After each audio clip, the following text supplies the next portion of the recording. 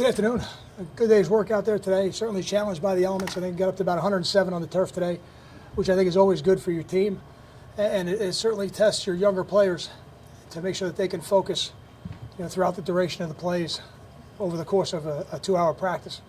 So I thought we did a pretty good job today of executing, clean up some mistakes from yesterday, and we'll have some that we got to clean up from today, from the things we put in, third down, et cetera, and red zone.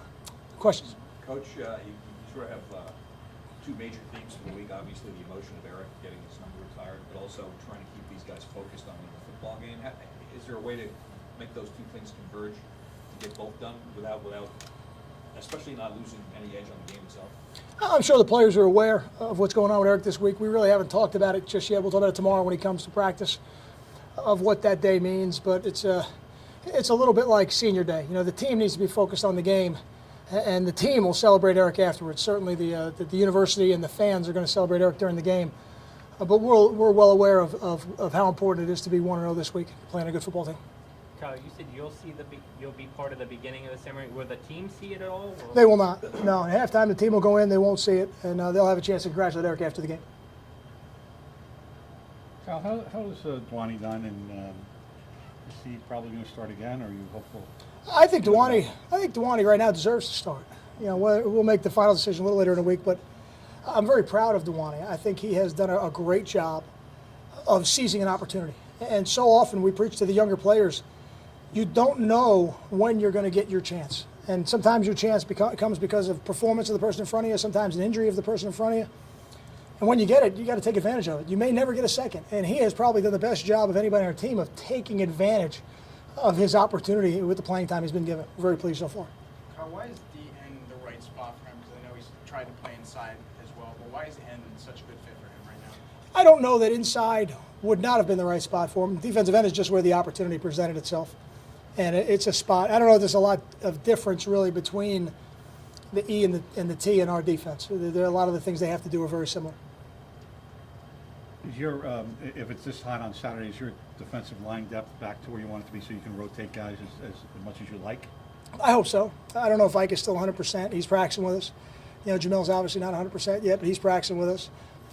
It's not back to what I want. I'd like them all to be healthy, but I think we'll have more than we did last week. Kyle, you mentioned if you got an extra series last week, extra offensive series, Belmonte would have been the next guy in.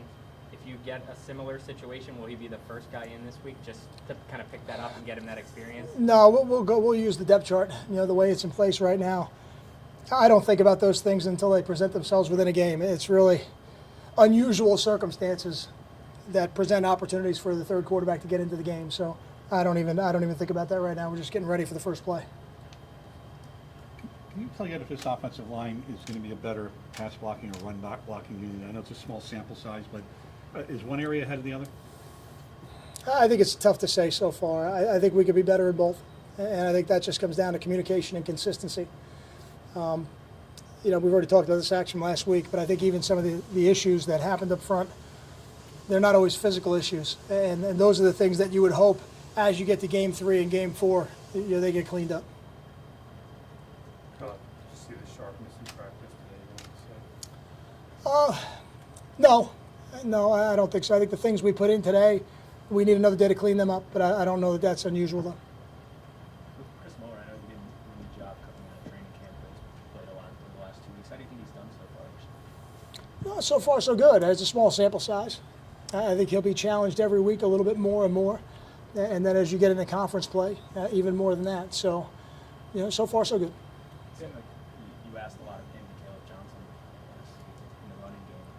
Do you expect to continue in the way you use it Saturday? I don't know if I would agree with that. I think when you see them pull, I think that's why you might think that. But there's a lot of things that have to happen on the front side of those plays to make sure that puller has the right track or the right path that he needs to be on. So, running the ball, pass protection, those things happen when you have 11 guys moving in the right direction with the right pad level and at the right time.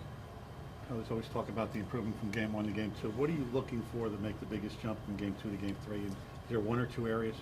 Well, I hope that we can become more and more consistent. Last week we took advantage of some short fields, and until the second half we didn't drive the ball the way I wanted to drive the ball more. I think when you play clean football, not every drive is going to drive the field, but you'll have more consistency of drives, and I think we need to be able to do that. We're not always going to have the good fortune of having the types of short fields that we had last week.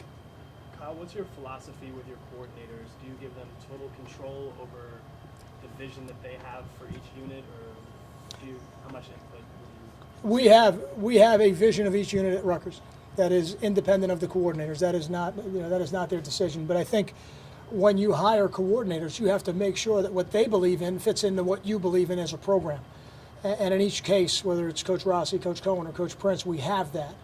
Once that is in place and the systems are in place like we have here, then they have a little bit of freedom of expression is probably the best way to do it. And certainly on offense, you always need that to be able to accentuate your best playmakers. Got time for two more? Coach, having seen these two games now, and I know that the season's always a work in progress for you guys, where do you see the team as you're going into game 3? If you could kind of scale it 10 where you want it to be and 1 it's a total miss, where would you put it in between where you guys are?